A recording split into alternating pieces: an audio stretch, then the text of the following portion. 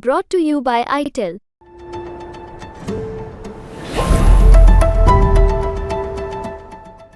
लोकसभा चुनाव के लिए उत्तर प्रदेश के रायबरेली से बीजेपी ने अपने उम्मीदवार की घोषणा कर दी। यूपी सरकार में मंत्री और एमएलसी दिनेश प्रताप सिंह को यहां से चुनावी मैदान में उतारा गया है। बीजेपी उम्मीदवार दिनेश प्रताप सिंह 3 बार एमएलसी का चुनाव जीत चुके हैं। 2019 के लोकसभा चुनाव में भी उन्होंने रायबरेली से ही चुनाव लड़ा था। उन्हें कांग्रेस नेता सोनिया गांधी से हार का सामना करना पड़ा था। कांग्रेस ने रायबरेली से राहुल गांधी के नाम की घोषणा की है। उन्होंने 3 मई को अपना नामांकन भी भर दिया। इस वीडियो में हम आपको बताएंगे कि दिनेश प्रताप सिंह कौन है।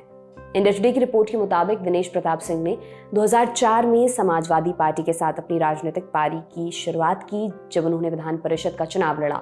बाद में 2007 में उन्होंने बहुजन समाज पार्टी के टिकट पर तिलोई निर्वाचन क्षेत्र से यूपी विधानसभा चुनाव लड़ा, लेकिन उन्हें हार का सामना करना पड़ा। इसके बाद दिनेश प्रताप सिंह ने कांग्रेस का साथ चुना।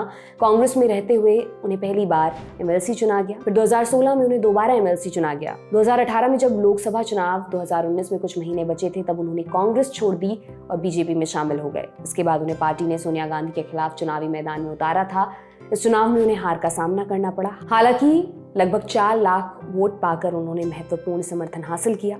2019 के आम चुनाव में बेहतर प्रदर्शन के कारण 2022 में बीजेपी ने उन्हें एमएलसी बनाया। इसी साल जब योगी सरकार सत्ता में लौटी तो उन्हें बागवानी, कृषि विपणन, कृषि विदेश व्यापार और कृषि निर्यात के लिए राज्य मंत्री बनाया गया। रायबरेली से चुनाव लड़ने को लेकर दिनेश प्रताप सिंह ने क्या कहा, वो आप खुद सुनिए। इस नेतृत्व को, देश के यशस्वी प्रधानमंत्री जी को, देश के यशस्वी गृह मंत्री जी को, भारतीय जनता पार्टी के राष्ट्रीय अध्यक्ष को और रायबरेली के भारतीय जनता पार्टी के कार्यकर्ताओं का, जिनकी आवाज राष्ट्रीय नेतृत्व ने सुनी और मेरे ऊपर विश्वास किया, भरोसा किया। मैं अपनी पार्टी को, अपने नेतृत्व को विश्वास दिलाना चाहता हूं कि दिनेश आपकी कसौटी पर खरा उतरेगा, रायबरेली में कमल खिलाएगा। सर, किस तरीके से रहेगी आपको?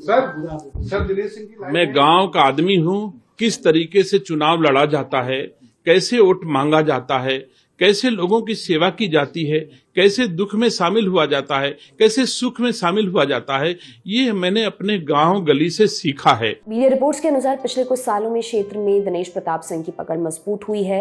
पिछले लोकसभा चुनाव में वो भले ही हार गए, लेकिन उन्होंने सोनिया गांधी के जीत का अंतर काफी कम कर दिया था। 2014 में रायबरेली से सोनिया गांधी को लगभग 3.52 लाख वोटों से जीत मिली थी, लेकिन 2019 में जब सिंह से मुकाबला हुआ तो जीत का ये अंतर घटकर लगभग 1.67 लाख रह गया। 2014 में बीजेपी उम्मीदवार अजय अग्रवाल को लगभग 1.73 लाख वोट मिले थे। 2019 में बीजेपी उम्मीदवार दिनेश प्रताप सिंह को लगभग 3.67 लाख वोट मिले। रायबरेली में अब तक बीजेपी का सबसे बेहतरीन प्रदर्शन है। इस बार सोनिया गांधी चुनाव नहीं लड़ रही हैं, वो राजस्थान से राज्यसभा की सांसद हैं। इस सीट से कांग्रेस उम्मीदवार के रूप में प्रियंका गांधी के नाम की भी चर्चा हुई थी, लेकिन मुहर लगी राहुल गांधी के नाम पर। आप इस बारे में क्या सोचते हैं, हमें कमेंट सेक्शन में जरूर बताएं। ये तमाम जानकारी आपके लिए लेकर आए थे हमारे साथी रवि सुमन। मेरा नाम है दिव्यांशी सुमरा। आप देखते रहिए दी लंदन टॉप। बहुत बहुत शुक्रिया।